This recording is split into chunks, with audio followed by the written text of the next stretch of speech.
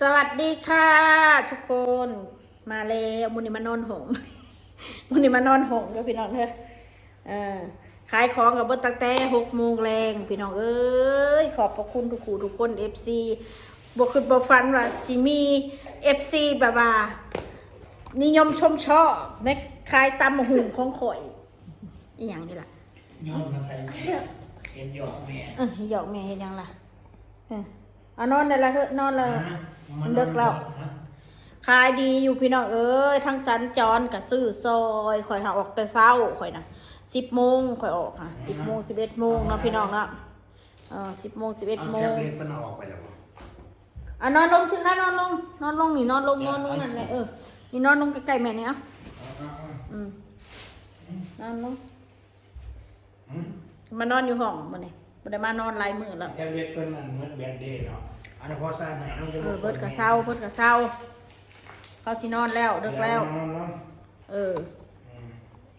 นกันนะก็ขายพอได้ขายตำหุงตำมักแตงตำกุ้งสดเท่านั้นแหละพี่น้องข่อยก็ลงทุนมื้อละ1,000 บาทพี่น้องมื้อละ1,000ได้พี่น้องข่อยซื้อนะมักเล่นมักนาวขนาดอันนี้มื้อละ1,000 บาทซื้อของขายก็ได้มื้อละ1,000 1,000กูอ่ะพี่น้องก็มี FC อันมีออเดอร์มาแน่ล่ะกะบางเทื่อเพิ่นก็โอนมาให้200 300แบบนี้ออเดอร์100เด้อบางนี่200ให้น้องมนเด้อให้เป็นทุนแบบเนี้ยก็ขอบคุณหลายๆค่ะทุกคน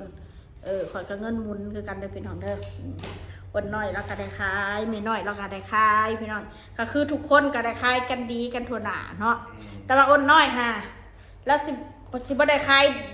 ดีสมู่เพราะว่าหยังเราออกมาค่ำพี่น้อง3 โมงเราออกมาแต่ละมื้อนะเรายากลูกละไปค่อยเมื่อยพี่น้องตำหุงมื้อในตำหุงประมาณ 7-8 คกแล้วก็ขายยำก็หลายเติบอยู่ได้ยำกันนะขายยำ50,000ก็ถ้าเป็นเงินบาทก็90 บาท80 บาทเนี่ยประมาณนี้พี่น้อง FC บาทถ้าขายแพงมันสิได้ขายอยู่บ่แซลมอนเพราะว่าแถวนั้นบ้านนอกข่อยขายแพงแต่ข่อยก็ขายสมน้ำสมเนื้อพี่น้องข่อยขายแพงของข่อยมีแต่เนื้อล้วนๆกุ้งข่อยก็ใส่5 โต 6 โตข่อยขายสำราคาพวกกุ้งกิโลนึงก็300 ปลายเด้อพี่น้องค่ะข่อยซื้อมื้อละโลกุ้งข่อยบ่ซื้อหลายมื้ออื่นนี่ถ้าเถื่อก็ถ้ามีปลาหมึกข่อยซื้อปลาหมึกโลนึงซื้อกุ้งโลนึงผสมประสานกันยำเนาะให้มันมีแบบมีหมึกแหน่มีกุ้งแหน่หมูยอหมูสับมีวุ้นเส้นถ้ามีมาม่าก็ซื้อมาม่ามันด้วยก็คอยปั๊บไปเรื่อยๆพี่น้องคอยกับบ่กล้าแบบสิมาซื้อทุนหลายๆปานใดดอกมื้อละ1,000นี่ก็พอแล้วบ่ราคาเนี่ยเราบ่ได้ว่าตั้งตายตัวพี่น้องคือยังมองทางเขามองมื้อนี้ล่ะเราก็มีเงินอะไรก่อนตำหูก็ขาย30นางบอกว่า20,000ได้บ่เอา20,000กับ20ตำหูขายคือเก่าให้ตามนั่นได้ตามเงินก็ซ้ำ30คือเก่าขายถ้าข่อยสิให้คนหน่อยข่อยก็ย่านเขาบ่อิ่มบัดนี้คนเฮ็ดเวียกเฮ็ดงานเขาบ่กินหลายเด้อพี่น้องข่อยก็ให้คือเก่าข่อยนะคือมองคำนี่คกสุดท้าย2 ทุ่มเลยมีตำแหน่มีแต่ตำแตงเบิดแล้วสั่นเรือเขาปุ่นอยู่2 จับของกระแทมไปเลยแค่นั้นแหละเด็กมันดีใจไปเลยเนาะแล้วFCผู้ข่อยจะดีอีกเด้พี่น้องมาอุดหนุนผู้ข่อยเอาไปแจกเพิ่นกินฟรีเพิ่นกินดีใจแม่ดีใจอุดหนุนพ่อใหญ่เพชรก็มากินตำบัดเอาเมียตำมากินลงไปสิตำหยังบัดแต่วันนี้เขาถึงจมอยู่หมดจมลงไป2-3 คนมึงเลยกินทั้งวันน้อยตามมึงละเอาพูดมากพี่น้องคือว่าแต่พี่น้องข่อยกระลำคาญ FC บอกว่าอดเอาเด้อ3 วันข่อยอดจน20 ปีแล้วพี่น้องนั่งอ้วนแล้วว่าไอ้เพชรเนี่ยผู้ข้อแต่ตื่นวันได้ยินแล้วว่าคุยได้นะบุญหนึ่งกับพักพรผลบอกมันจะคุยกับจังคุยอีกจนน้องบอกข่อยกับจนเมื่อยนะเธอค่ะแต่บางเธอแล้วว่ายังมาเนี่ยข่อยกับฟังแต่ข่อยไม่ได้รู้เรื่องเพราะว่าข่อยไม่ได้เอาใจใส่แล้วว่ากับเวลานอนคืนนี่คือกันพี่น้องหูเมื่อมากย่ำใดเว้าย่ำนั่นบ่ได้คืนว่าเฮานี่จักสิรับหรือบ่รับแต่ข่อยก็บ่ได้รับว่าซั่นซะนั่นบ่มนพ่อคือพ่อนะคะบ่มนอันนี้เราเป็นคนแบบนี้พี่น้องเราเป็นคนมักเว้าอีกอย่างพอเพชรนะเราเป็นคนมักเว้าแล้วก็เป็นคนอารมณ์ดีตลอดเวลาเห็นยังแล้วก็หัวยังแล้วก็นั่นเราบ่แม่นคนซีเรียสเนาะพี่น้องเนาะ ถ้าขอโทษถ้าผิดพลาดประการได้ก็ขอโทษขออภัยคนเฮาถ้าเฮาเฮ็ดคลิปบ่เว้ามันก็บ่มีสีสันคือการทำคลิปของคนบุคลิกของคนแต่ละคนมันไม่บ่คือกันเนาะพี่น้องเนาะบางคนก็ทำคลิปเขาไม่พูดมากเขาทำอย่างเดียวแต่บางคนน่ะจับแต่กล้องพูดแต่หน้ากล้องมันคนเฮาการทำคลิปมันบ่คือกัน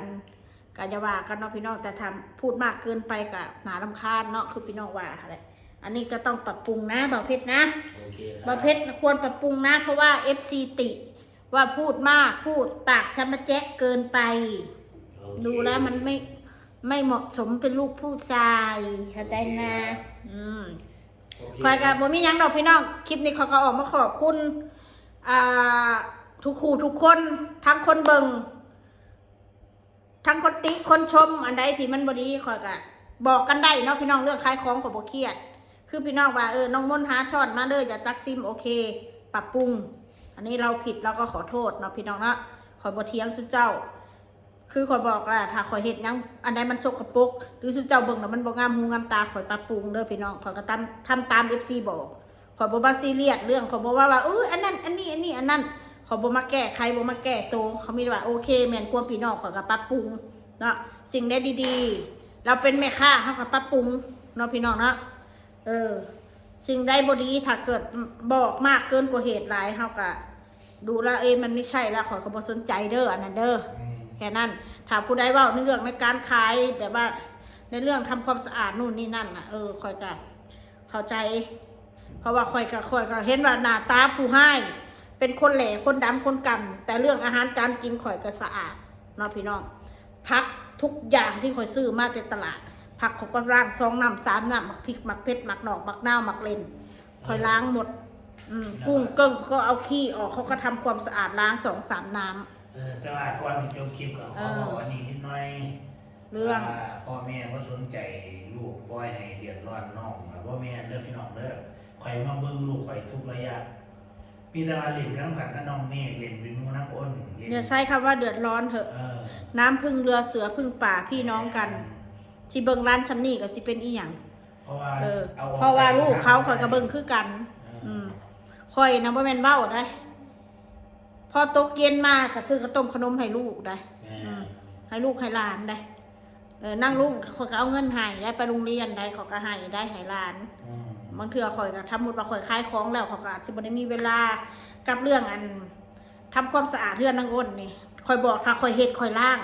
ถ้านางเฮ็ดคือนางล้างโอเคถ้าน้องข่อยเฮ็ดกองอายะนี่ให้ข่อยไปล้างข่อยบ่ล้างข่อยบอกไว้ข่อยก็บอกต่อหน้ามันเลยว่าถ้ามันคือมื้อคืนนี่มันกินจ้ะมันกินเบียร์มันกินนั่นกินนี่มัน